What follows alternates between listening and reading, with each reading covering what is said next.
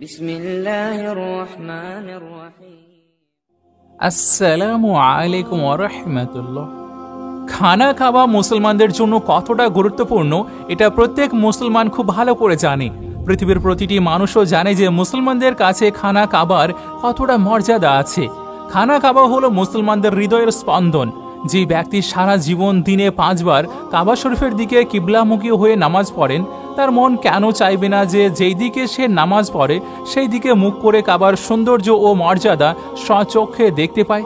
কিন্তু একবার কল্পনা করুন, যদি কাবা শরীফ, যা আল্লাহর ঘর আর যার হেফাজতের দায়িত্ব আল্লাহ তাআলা নিজেই নিয়েছেন, আর যে স্থানকে পৃথিবীর সমস্ত মুসলমানরা প্রাণের মতো ভালোবাসে, কিন্তু কেউ যদি সেটিকে ভেঙে ফেলে, তাহলে কেমন অনুভূতি হবে, কেমন লাগবে তখন, সেই দৃশ্য কেমনই বা হবে।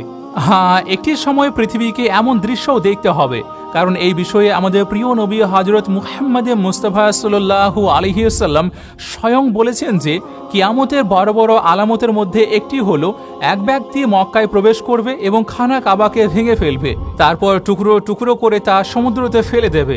এরপর আপনি সাল্লাল্লাহু আলাইহি ওয়াসাল্লাম সেই ব্যক্তির চিহ্ন বর্ণনা করেছেন। সুতরাং আমরা এই ভিডিওতে সেই ব্যক্তির লক্ষণও জানব এবং সম্পূর্ণ হাদিস বিস্তারিতভাবে বলবো, আর আপনাদেরকে আব্রাহার ঘটনা বলবো, যেটি ঘটেছিল নবী করিম সাল্লাল্লাহু আলাইহি ওয়াসাল্লামের জন্মের 25 দিন আগে। নবী করিম সাল্লাল্লাহু আলাইহি ওয়াসাল্লামের এই পৃথিবীতে আগমনের 25 দিন আগেই সেই ঘটনাটি ঘটেছিল, মানে আব্রাহা কাবা শরীফে আক্রমণ করেছিল। তাহলে সেই ঘটনাটি কিভাবে ঘটেছিল এবং তাকে কিভাবে অপমানের সম্মুখীন হতে হয়েছিল সেটাও আমরা জানবো, তাই ভিডিওটিকে শেষ পর্যন্ত অবশ্যই দেখবেন। যখন ইয়েমেনের রাজা আব্রাহা খানা কাবা ধ্বংস করার চেষ্টা করেছিল, তখন তার পরিণতি কি হয়েছিল? প্রফেট হযরত মুহাম্মদ সাল্লাল্লাহু আলাইহি ওয়াসাল্লামের জন্মের মাত্র 25 দিন আগে ইয়েমেনের রাজা আব্রাহা হাতির বাহিনী নিয়ে কাবা শরীফে ধ্বংস করার জন্য মক্কাতে আক্রমণ চালায়। আর এর কারণ ছিল আব্রাহা ইয়েমেনের রাজধানী সানাতে একটি গির্জা নির্মাণ করেছিল, যেটি ছিল খুবই সৌন্দর্য এবং আলিশান। চাইতো যে আরবরা যেমন কাবা শরীফে হজ করতে যায়, তেমনই সেই আরবের লোকেরা কাবার পরিবর্তে ইয়েমেনে এসে তার সেই গির্জায় হজ করুক। মক্কার লোকেরা যখন এটি জানতে পারল, তখন কুরাইশের মিত্র কানানা গোত্রের একজন ব্যক্তি ক্রোধে জ্বলে উঠল। তারপর সে ইয়েমেনে গেল এবং অজুহাত করে গির্জাতে প্রবেশও করল। তারপর সেখানে অপবিত্রতা সৃষ্টি করলো এবং তা নোংরা করে দিল। কিন্তু আব্রাহা যখন এই ঘটনা শুনল, তখন সে রাগে পাগল হয়ে গেল, নিয়ন্ত্রণ হারিয়ে ফেলল আর খানা কাবা ধ্বংস করার জন্য হাতির বাহিনী নিয়ে মক্কায় আক্রমণ করল। আর তার বাহিনীর অগ্রদল মক্কার সমস্ত উট এবং অন্যান্য গবাদি পশুগুলো ছিনিয়ে নিল। এর মধ্যে 200 বা 400 উট ছিল আব্দুল মুতাল্লিবের, যিনি প্রিয় নবী হযরত মুহাম্মদ মুস্তাফা সাল্লাল্লাহু আলাইহি ওয়াসাল্লামের দাদা ছিলেন। হযরত আব্দুল মুতাল্লিব এই ঘটনায় গভীরভাবে ব্যথিত হলেন, তাই তিনি আব্রাহার শিবিরে গিয়ে তার সঙ্গে এই বিষয়ে কথা বলার জন্য রওনা দিলেন। যখন আব্রাহা জানতে পারল যে কুরাইশের নেতা তার সঙ্গে সাক্ষাতের জন্য এসেছে, তখন সে তাকে নিজের তাঁবুর ভিতরে ডেকে নিল।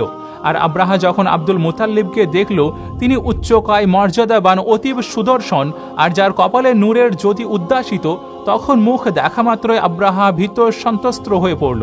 সে নিজের অজান্তে রাজ সিংহাসন থেকে নেমে এসে তার সম্মানার্থে দাঁড়িয়ে গেল এবং তাকে পাশে বসিয়ে বলল যে, বলুন হে কুরাইশের নেতা, আপনার এখানে আগমনের উদ্দেশ্য কি? হযরত আব্দুল মুতাল্লিব উত্তর দিলেন, আমাদের উট এবং গবাদি পশুগুলো যেগুলো আপনি বন্দী করেছেন, আপনার দখলে নিয়েছেন, আমি সেই বিষয়ে আপনার সঙ্গে কথা বলতে এসেছি, তাই আপনি আমাদের সেই সমস্ত পশুগুলোকে ফিরিয়ে দিন। তখন সেই অহংকারী আব্রাহা বলল যে, হে কুরাইশের নেতা, আমি তো ভেবেছিলাম আপনি অত্যন্ত সাহসী ও মহৎ একজন মানুষ, কিন্তু আপনি আমার কাছে এসে আপনার উটের কথা বলে আমার চোখে আপনার মর্যাদাকে কমিয়ে ফেলেছেন। উট আর ছাগলেরও বা কি মূল্য আছে? আমি তো আপনার কাবাকে ভেঙে গুঁড়িয়ে ধ্বংস করতে এসেছি, মাআজাল্লাহ। আর আপনি সেই বিষয়ে একটি কথা বলেননি। হযরত আব্দুল মুতাল্লিব বললেন, আমার কাজ আমার উটগুলো উদ্ধার করা। কাবা আমার ঘর নয়, বরং সেটা তো আল্লাহর ঘর, তিনি নিজেই তার ঘর রক্ষা করবেন। আমার কাবার জন্য সামান্যতম চিন্তা করার প্রয়োজন নেই। তখন সেই গর্বিত আব্রাহা তার ফিরাউনি ভঙ্গিতে বলল, হে মক্কার নেতা, শোনো, আমি কাবা ভেঙে এর ইটের সঙ্গে ইট বাজিয়ে দেব, পৃথিবী থেকে এর নাম নিশানা মুছে ফেলব, কারণ মক্কার লোকেরা আমার গির্জার প্রতি ভীষণ অসম্মান করেছে, তাই আমি প্রতিশোধ নিতে কাবা ধ্বংস করাকে জরুরি মনে করছি। হযরত আব্দুল মুতাল্লিব বললেন, তাহলে আপনি জানেন আর আল্লাহ জানে, আমি আপনাকে সুপারিশ করার কে? এই কথোপকথনের পর আব্রাহা সমস্ত পশু ফেরত দেওয়ার আদেশ দিল, আর আব্দুল মুতাল্লিব উট ও ছাগলগুলো নিয়ে বাড়ি ফিরলেন এবং মক্কার লোকেদেরকে আদেশ দিলেন যে তোমরা তোমাদের মালপত্র ও গবাদি পশু নিয়ে মক্কা ছেড়ে পাহাড়ের চূড়ায় গিয়ে লুকিয়ে আশ্রয় নাও। এরপর তিনি নিজ পরিবারের কয়েকজনকে নিয়ে খানা কাবায় গেলেন। দরজার হাতল ধরে প্রবল ব্যাকুলতার সঙ্গে কাঁদতে কাঁদতে আল্লাহর দরবারে এইভাবে দোয়া করতে লাগলেন, হে আল্লাহ, নিশ্চয় প্রত্যেক মানুষ নিজের ঘরকে রক্ষা করে, তাই তুইও তোর নিজের ঘরকে রক্ষা কর আর ক্রুশধারীদের ও তাদের পূজারীদের মোকাবেলায় তোর অনুগত দাসদের সাহায্য কর। এই দোয়া করে তিনি পরিবারকে নিয়ে পাহাড়ের চূড়ায় উঠে গেলেন আর আল্লাহর কুদরতের দৃশ্য দেখতে লাগলেন। ভোরবেলা আব্রাহা যখন কাবা ধ্বংসের জন্য তার সৈন্যদল ও হাতিদের নিয়ে এগিয়ে এলো এবং মাখমাস নামক স্থানে পৌঁছালো, তখন তার নিজের হাতি, যার নাম মাহমুদ, হঠাৎ করে বসে পড়ল।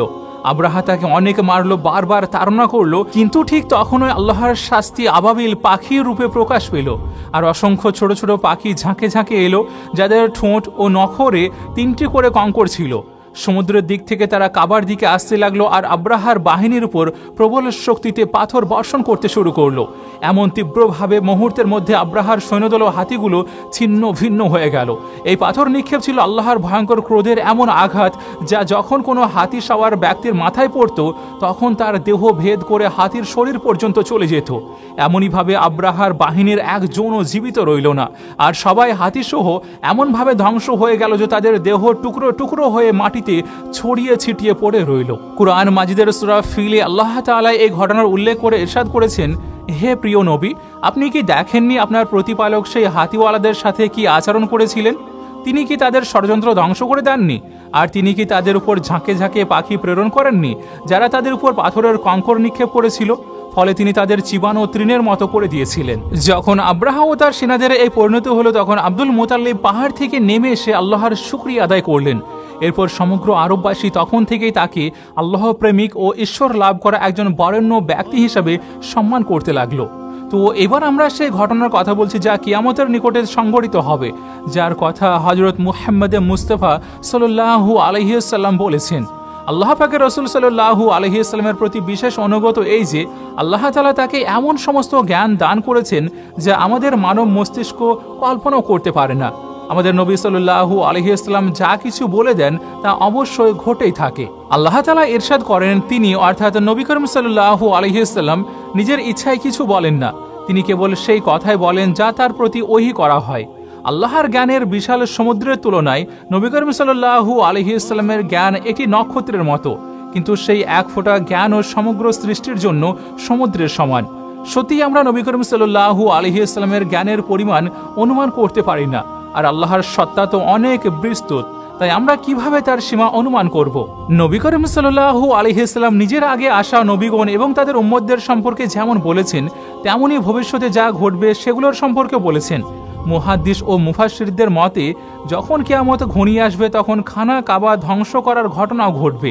তো যাদের এই সম্পর্কে জ্ঞান নেই তাদেরকে আমরা হাদিস শরীফের আলোকে এই বিষয়টিকে জানিয়ে দিচ্ছি। খানা কাবা আল্লাহ পাকের নিদর্শনগুলোর মধ্যে একটি মহান নিদর্শন। যতদিন কাবা বিদ্যমান থাকবে ততদিন দুনিয়াও কায়েম থাকবে ও স্থায়ী থাকবে, কিন্তু যখন খানা কাবা ভেঙে ফেলা হবে ঠিক তখনই কিয়ামত সংঘটিত হবে।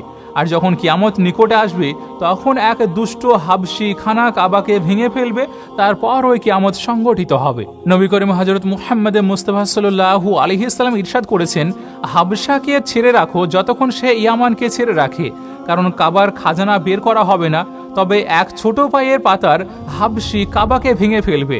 হাবশা সম্পর্কে বলা হয় যে ইথিওপিয়ার আফ্রিকান অংশকে হাবশা বলা হয়, আর সেখান থেকে এক হাবশি কাবা শরীফ ভাঙার উদ্দেশ্যে এবং এর নিচে থাকা খাজানাকে বের করার নিয়তে রওনা হবে, আর সারা রাত চলতে চলতে কাবা পর্যন্ত পৌঁছে যাবে। প্রচলিত আছে যে কাবার নিচে বহু বাদশাহের খাজানা চাপা রয়েছে, সেই ব্যক্তির লোভে পড়ে সেই খাজানা লাভের জন্য খানা কাবাকে ভেঙে ফেলবে। সেই অভিশপ্ত হাবশি সম্পর্কে নবী করিম সাল্লাল্লাহু আলাইহি ওয়াসাল্লাম বলেছেন, তার চেহারা হবে ছোট পায়ের পাতার হাবশির মতো, যে খানা কাবাকে ভেঙে ফেলবে। আর বুখারী শরীফে লেখা আছে, রাসূলুল্লাহ সাল্লাল্লাহু আলাইহি ওয়াসাল্লাম ইরশাদ করেছেন, যেন আমি সেই হাবশিকে দেখছি, সে কালো এবং মোটা উরু বিশিষ্ট, কাবার পাথর ও ইট উপড়ে উপড়ে ফেলে দিচ্ছে। বুখারী শরীফে এসেছে, কিয়ামতের নিকটবর্তী সময়ে হযরত ঈসা আলাইহিস সালামের ওয়াফাতের পর যখন মানুষের অন্তর থেকে কুরআন মাজিদ তুলে নেওয়া হবে এবং দুনিয়ায় কেউ আল্লাহ আল্লাহ বলার লোক থাকবে না, তখন সেই অভিশপ্ত হাবশি খানা কাবাকে ভেঙে ফেলবে। হাদিসে আবস শব্দটি ব্যবহার করা হয়েছে, আর আবস হলো সে যার হাঁটার ভঙ্গি এমন যে চলার সময় দুই পায়ের আঙুল কাছাকাছি থাকে এবং দুই গোড়ালিতে ফাঁকা থাকে। সেই মারদুদ হাবশি যে কিয়ামতের নিকটে খানা কাবা উপড়ে ফেলবে তার এমনই রূপ হবে। অন্য একটি বর্ণনায় আছে তার চোখ নীল, নাক চওড়া এবং পেট বড় হবে। তার সাথে আরও কিছু লোক থাকবে, তারা কাবার প্রতিটি পাথর উপড়ে ফেলবে এবং সমুদ্র নিয়ে গিয়ে ফেলে দেবে, আর এটি কিয়ামতের একেবারে নিকটে ঘটবে। আল্লাহ তাআলার কাছে দোয়া যে আল্লাহ যেন আমাদেরকে নেক আমল করার তৌফিক দান করুন এবং গুনাহ ও অশুভ কাজ থেকে দূরে থাকার শক্তি ও সাহস দান করুন। আমিন ইয়া রব্বুল আলামিন। আপনিও কমেন্ট বক্সে আমিন লিখুন, কে জানে কার লেখা আমিন কখন কবুল হয়ে যায়।